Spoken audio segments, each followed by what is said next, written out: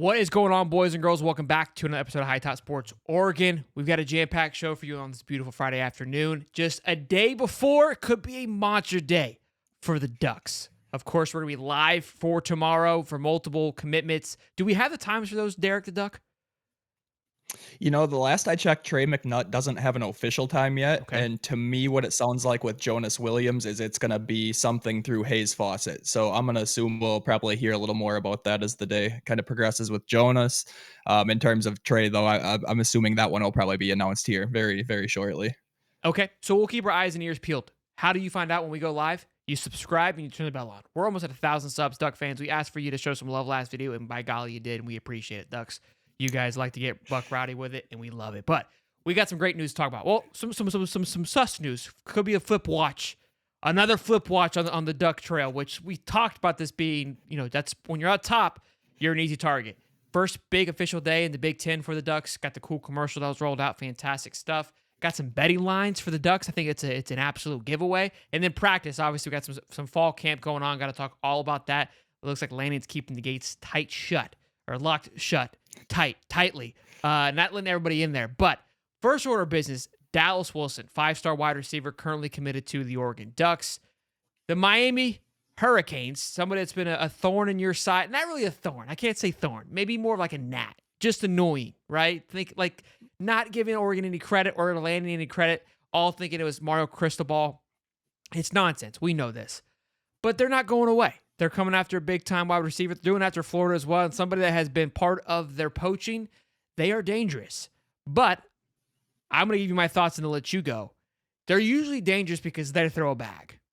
If there's somebody not to get into a bag-throwing contest with, i.e. cheddar, i.e. cash money, i.e. moolah bay, it's the Ducks and Phil Knight. So I think you're going to be okay, but I know you got more to talk about it, so let me know your thoughts. Well, first of all, if you think Phil's gonna get outbagged by that boy Mario down in South Beach, you got another thing coming. Phil ain't about to let that happen, especially with the terms of Mario's departure. But just in terms of what we're hearing from On3, I think it was a little bit of a baiting headline where it says, they feel like they have some confidence. And then, the line directly under it talked about Dallas Wilson and Miami and how they're still pushing to get him on campus. So, like a bunch of other people, my first thought was, oh crap. But you go in to watch the video and it turns out it was just that, a bait headline. Sounds like On3 says that, flipping Dallas Wilson, whether it be Miami, Florida State, Florida, any program, he says, it's going to be an extremely tough thing. He's made it very clear. The Oregon Ducks were a team he grew up watching. Tons of pictures of him in little Oregon jerseys when he was a little bit younger, committed the day he was offered. So, it was a big deal for him to land with the Ducks. And I think, you don't want to just assume you're going to be able to keep these guys, especially when we're talking about like a 5-star wide receiver coming from SEC country, all the way. I don't think you can get much farther away. So, you do want to be a little, careful with your wishes in that. But from everything that I'm hearing from On3, from, who we have inside of the Oregon buildings, it sounds like there's a lot of confidence that, when early signing day comes, Dallas Wilson will be an Oregon Duck. It's just a matter of fending off Mario. And, we do know he's a fantastic recruiter. I won't take that away from him, although I do have my fair share of feelings about that man. But I'm very confident, once the on the field stuff starts to play out and, Miami does typical Miami things, yeah, he'll be a Duck at the end of the day. Look, I think you got to be a Gator fan, Duck fans. Come August 31st, just to kind of quiet, silence that crowd a little bit. Mario takes to the chin August 31st. I think he's going to have a little bit more things to worry about than trying to snatch a 5-star wide receiver from the Ducks. But look, the season's got to play out. I think a lot of these kids, in a way, that are committed. There's just so much that's open with the 12-team playoff. The door's open for a lot of teams that may have not been open before. And I think you're going to see a lot of fireworks come this recruiting season just because of that. Teams that typically wouldn't be in it, that wouldn't have a fighting chance, will now be in that discussion, and it's going to help them with their recruiting prowl. Like, look, we're able to make it to the big dance. You're going to play right away versus this school. You're not going to play right away, even though they are making it. You're going to be an impact player. That's going to play a factor. I promise you. This coming this season that no coach has had to deal with just yet. So everyone's going to have their woes. But Miami, anytime you see the Miami saying, "Oh, there's some trouble there," it's always going to be a cheddar because nobody wants to go play in front of 3 fans out in Coral Gables. There's just not much going on down there. I got to be honest with you. There's outside the bag. They're not even developing guys. I Right. don't know what's going on. Well, It's and then we're talking about Dallas Wilson, a 5-star receiver. And we've seen stop a it. Mario Cristobal offense, and we've seen it at Oregon. We saw what he was able to do with Justin Herbert, and just kind of how he maneuvered that situation. And then now, down in Miami, I think I've heard it the last 2 years where it's, oh, this is the year we're back. This is the year they put it together. He's got his players now, is what I've been hearing for way too. Well, now he has all his players, and what's the excuse now? We'll see. But yeah, it is what it is. Regardless, I like to see Miami suffer a Cam little Ward bit, so it'll be all the more sweet. Cam Ward could be your best friend this year, Duck fans. That's what I could tell you about that. I think he's not going to turn any heads. So big news for the Ducks. I mean, obviously we know this is coming, but this makes it official. The map commercial was dropped today. This is an icon. I love this commercial. This lets you know this football season's here. It is so fun to watch. Like I'm walking through the living room and this pops up. You watch it. You've seen it a billion times. It's just so cool and so fun. But to see it start all the way over on the West Coast, go over the mountains to Washington, to Oregon, to USC, UCLA, too cool. And it makes it official. I think Florida or Texas and Oklahoma joined the SEC a little bit earlier this year. I think about a month or two ago. Mhm. I figured you guys were already part of the Big 10, but now it's official. All sports will now be participating in the Big 10. Yeah, and I mean, let's be honest, this commercial just kind of really cements it in. Obviously, I grew up in Big Ten country with the Big Ten network, and that commercial was a staple. You saw it every time it went to commercial. You're seeing the whole map commercial spanning from Nebraska all the way over to Rutgers in New Jersey, and now we got a true nationwide spanning. So It's I cool. was super pumped to see this commercial come on. I know a lot of people kind of wanted it, and I thought it was kind of a joke at first. And then I saw, a little hint yesterday from the Big Ten Network, and I'm like, is this something we're actually about to do? And now that it's here, man, my juices are flowing. I'm ready to rock. The all the schools that have moved conferences are just they're I mean, Texas and Oklahoma wasn't necessarily invited in with welcoming colors because of how they march into things. But I feel like, I mean, Big Ten brought in a whole handful of guys, schools, and I think both were very accepted. And I think the teams going into that conference are beyond excited to be a part of it, which is just going to make for great games, great football, and great all around conference experience. Again, the Big 10 is kind of been, they're obviously the second competitive behind SEC. Obviously, I'm gonna be a little biased there and factual, but they are legitimate. They've always been legitimate, but they have really cemented themselves as a true World 1-2, in my opinion. Big 10 and the SEC. Big 12 got some work to do. They add FSU, Clemson. They're in the conversation, but right now they're tier 2, and then ACC is tier 7. Let's let's talk about a few things. We've got this show is brought to you by Bet US. Now, I saw this. We got this graphic put together by Bet US. I didn't realize it was 10.5 for the Ducks. I feel like that's extremely low. They're low on Florida too. I was like, Bet US apparently wants to hand out cheddar this fall. 10.5. I feel like, look, let's just take the Ohio State game for the sake of argument, Duck fans. Don't yell at me, but let's give it to the state. Give it to the Buckeyes. You're still there. You're at 11 games. I feel like getting to 11 games for the Ducks this season, it should be a no question. I think everyone has the Ohio State game circled. That's going to be the big game. That's going to be kind of that deciding factor of how the rest of the season goes. But it's because of this 12-team playoff, it's never over. And I think Dan Lanning and the Ducks are going to be full speed ahead. And we know what this talent is, which we're about to get into in just a moment. But what are your thoughts? I mean, this is hammer to the line here, boys. Well, we'll start out by prefacing, I already hammered the over 10.5, had to lay it on there, go scoop these odds up, before Vegas starts to figure out that, maybe 10.5 at minus 105 isn't a moneymaker for the old bookies. But yeah, I feel really good about it, honestly. I do think there's a great chance Oregon is able to upset. Well, I don't even know if you call it an upset, beat Ohio State at home. And if that one happens, then you really give yourself some padding to still be able to fulfill this bet and walk away with some cheddar. So somehow they beat Ohio State and lose to a Michigan in the big house, or at a Wisconsin in late November. You're still taking home your coin here. So I think this is a really generous line and one of my favorite betting lines that I've seen for this Ducks win total this year. If you guys want to get in on this action, link is in the description.